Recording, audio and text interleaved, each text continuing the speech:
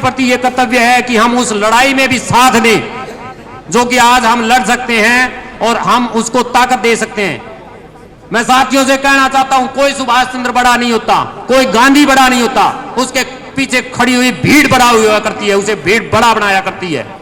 जो लोग सत्य के लिए पीछे खड़े होने की क्षमता रखते हैं, कोई देवीलाल चौधरी देवीलाल तभी बड़ा बनता है जब उसके पीछे खड़े होने वाली भीड़ जो है उस न्याय के लिए निकल पड़ती है।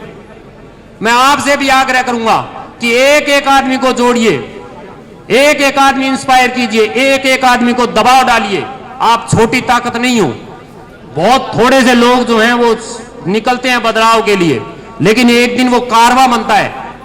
लेकिन वो तभी बनता है जब तक जो भूख हमारी तरफ दौड़े आ रही है, जो समाज को लील रही है, हमारे गरीब बच्चों को लीड रही है।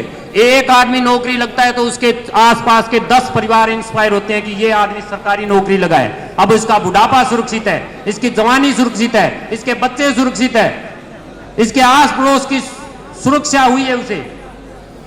वो जो है वो छोटा मैसेज नहीं होता।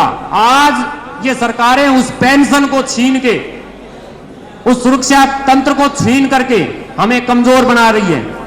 मैं पीटीआई साथियों का एक बार फिर से उदाहरण देना चाहता हूं। 12.5 लाख रुपए पड़े थे उस वक्त, किसी के 14 लाख रुपए पड़े थे उस वक्त खाते में, और पेंशन पता है कितनी बनी? 5500 रुपए। वो 30 साल सर्विस करते हैं तो उनके 40 लाख रुपए हो जाते। पेंशन कितनी बनती? 15,000 रुपए। और आज जो 5,000 की वैल्यू है वही आज से 10 साल बाद, 20 साल बाद 15,000 की वैल्यू होगी। ये आप मान के चलिए। उस 15,000 से आपका काम नहीं चलेगा साथियों। आपको एक ऐसी पेंशन चाहिए जिसके ऊपर मेडिकल हो, आपको एक ऐसी पेंशन चाहिए जिसके ऊपर एचआरए हो, आपकी सभी इतना आप जीवन जी सकें। आपके बच्चे ये कहें कि बापू मेरे साथ रहेगा, माँ मेरे साथ रहेगी, ये कह सकें।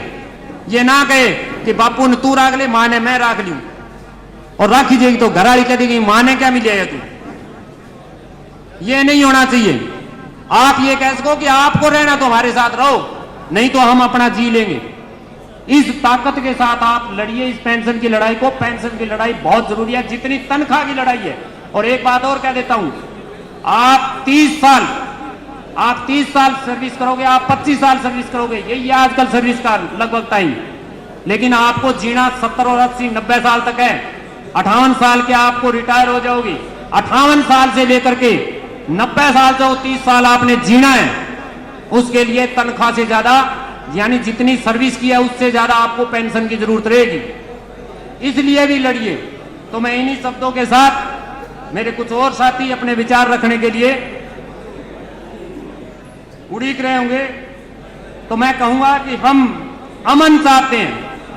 शायर लुधियानवी का शेर है कि हम अमन चाहते हैं मगर जुल्म के खिलाफ, अगर जंग लाजिम है तो जंग ही सही।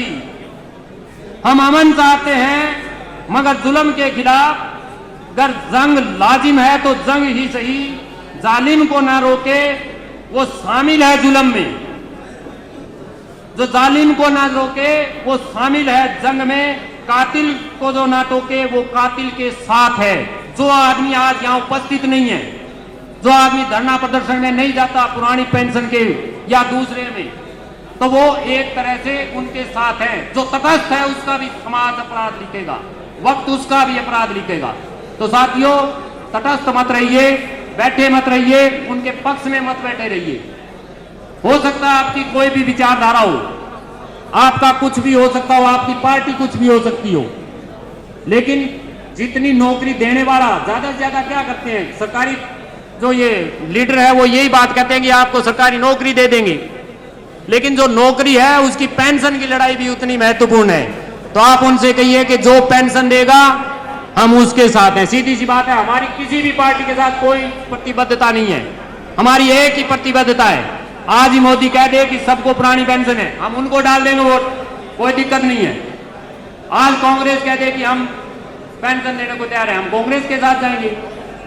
आज इनेलो पार्टी कह दे कि हम पुरानी, ये और झूठे वादे ना करे। दुष्यंत बैठे थे, दुष्यंत कह के आए थे कि हम आपकी लड़ाई लड़ेंगे पुरानी पेंशन की, और जब बात की तो कहते हमें बहुमत नहीं दिया। तो साथ बैठे किस लिए हो भैया? आपको सिर्फ राज करने के लिए तो हमने भागीदार नहीं बनाया, हमने तो हमारी बात कहने के लिए आपको, आप एक बार तो कहते खड़े होकर विधानसभा में कि पुरानी पेंशन दो जी, नहीं तो इस सरकार से मैं इस्तीफा देता हूं या सहयोग नहीं करूंगा, लेकिन उन्होंने बात नहीं की। तो जो जुल्म के साथ और जो कातिल के साथ है वो कातिल है, सीधी सी बात है। इन्हीं शब्दों के साथ मैं अपने विचार यहीं रोकना चाहूंगा। धन्यवाद साथियों। राम राम।